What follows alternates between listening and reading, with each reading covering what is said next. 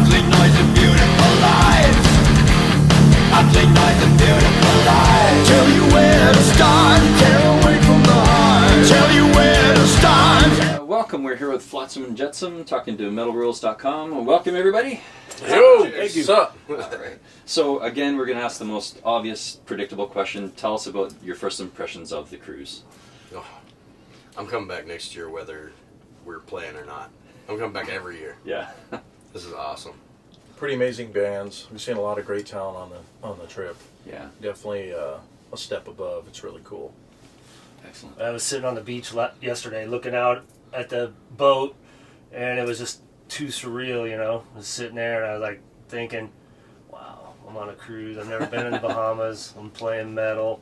I'm making money, and this is life, you know. I couldn't ask for a better time. Why did I'll go for it, dude. Why did they wait till 2009 to start doing this? Yeah. Yeah. Yeah, that's pretty much what I was going to say, too. When we first started, this was not even, like, in the whole grand picture ever, metal bands at a festival on a cruise, you know. Yeah. So it's definitely evolved into something really cool, and it's probably going to keep getting bigger and bigger.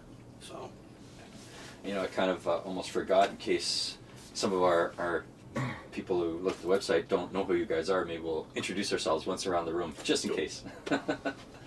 Eric A.K. I sing, kind of. Mike Gilbert, guitar player. Jeff Weber on bass. Ed Carlson, guitarist. Kelly Smith, drums. All right, so we're going to talk a little bit about the past and the future. So, unlike a lot of the bands in the 80s, you guys have never really reformed or have that radical change style. It's being consistent. What's the secret to the longevity and success and perseverance? Yeah, look at me. You know, I got a certain style of writing. When the way the songs are written, it's a process. You know, comes from maybe Ed or me sitting, you know, by yourself, just playing guitar, and you kind of think of something, and then it makes it to the next step, and it ends up going to like an assembly line with the band, to these guys, to Kelly, and then to Eric, and then. You know, my style really hasn't changed. I listen to the same type of music, so that's just what comes out of me. You know, it's like AC/DC. You know, the same three chords. It's in Angus Young. It's been there forever. You know, It's just the signature sound. Yeah. You captured it early and have just Yes. been doing it. yeah, it's hard to explain. You know, that's just what's in me. You know, of how my style of writing. Yeah, you mix Dixie Dregs and AC/DC and Mike Gilbert together, you get Flotsam and Jetsam. Perfect. That's the secret recipe. Patented. So you guys have toured with Megadeth several times, and you've got the upcoming Overkill Testament tour, right? So Yes, sir. what's the anticipation like for that one? We're super psyched. We can't wait. We get home Friday, get on the bus Sunday, and hook up with the Testament guys in Austin, Texas for a month of shows. And Nice. So the anticipation is high. It's going to be a good tour. Houston's already sold out, so we're hoping that that's going to continue for the rest of the tour. You know, we haven't been on the road as this band since 2001. So there's In a the lot of States, anticipation with the fans, you know, to come Yeah. see us and see what, you know, they haven't seen in a while. So Yeah, right on. Excellent. And I want to talk a little bit about the collaboration with Pledge Music. How did that kind of come about? Well, that was kind of one of the things I got together with our accountant, and she suggests, you know, I was trying to find a way that we could do this record without, you know, going into severe debt like every band does with the label. So I was pointed towards Pledge Music, and there's another one called Kickstarter, which is more about, same. it's more broad, it covers a lot more topics. Pledge Music is solely about bands, and this was about the fans that support us, helping us make the record, so they get involved. We do video updates. We sell exclusive items that you can only buy there. You know, so it's kind of a thing about getting the power back into our hands. You know, owning the music. We own the copyrights. You know, when the record's done, we send everybody their stuff. We're out of debt. You know, we start out at zero instead of start out way negative. You know.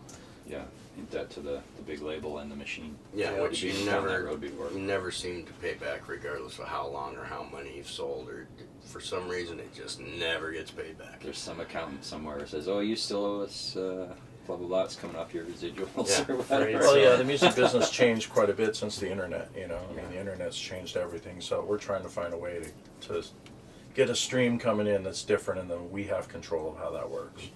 Is there still a place for physical media with people stealing music every day on the internet? Is it important to have that physical product? I think it is for metal fans, but what do you guys think? Yeah, metal fans definitely want that physical disc in their hand. They want to read Yeah. the thing. They want to look at the pictures. They want to, you know.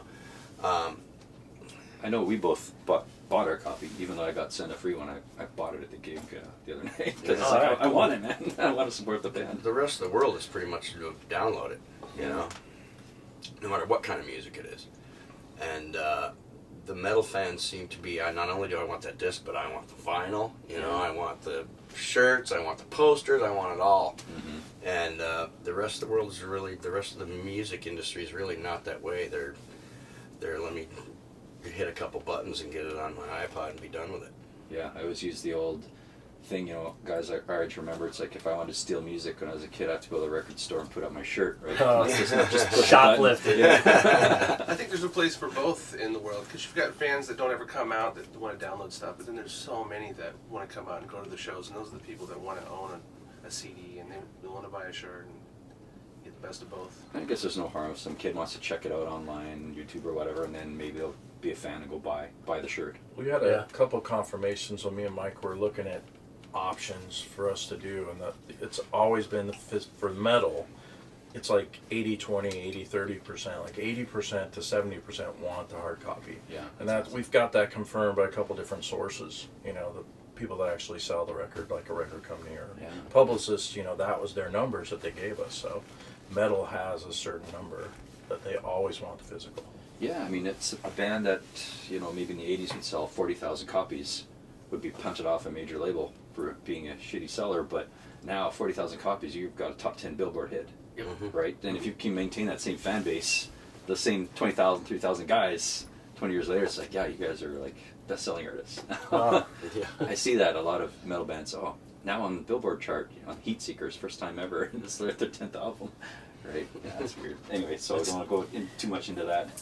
Free downloads, you know, that's all cool and everything like that if people want to preview it, but really what's going to keep music alive is if they go buy it, you know. Yeah. Which is, I still buy my music if I want to get something off iTunes or something like that.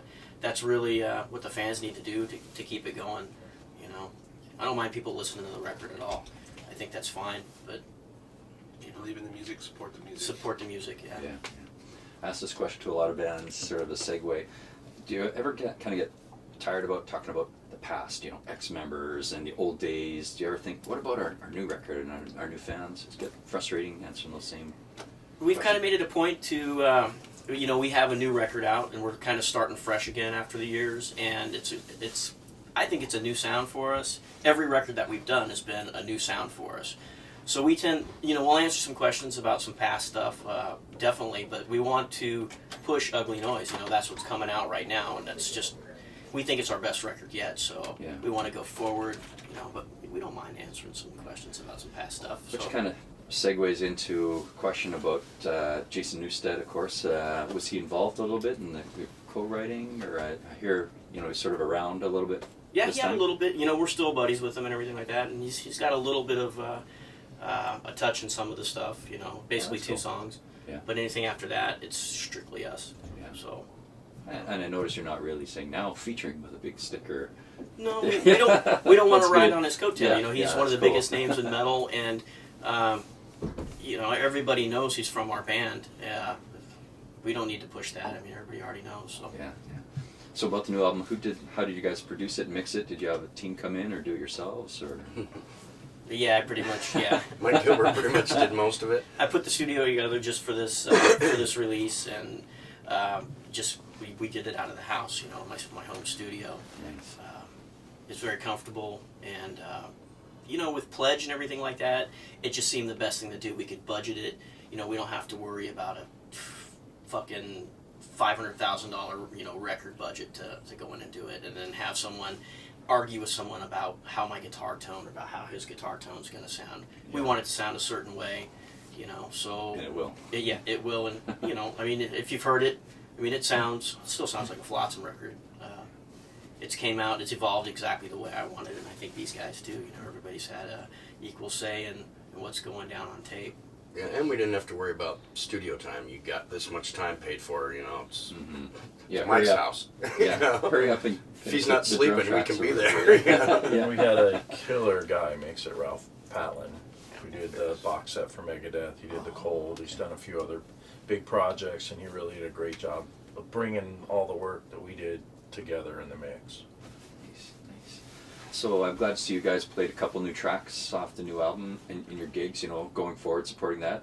We've got some big anniversaries coming up, so is there any plans for like a big, you guys are overdue for a big, you know, double live DVD box set, live in Japan, something like that. It's being put together right now. Is As it? we're doing these shows Nice. at 70,000 Tons and the tour and stuff like that, we're getting footage from everywhere, and we plan to put out a DVD about Illinois and what's going on, like a Kind of a documentary, Yep. the making of, and all that Exactly. kind of school. yeah. So you guys can expect that for sure. Nice, nice.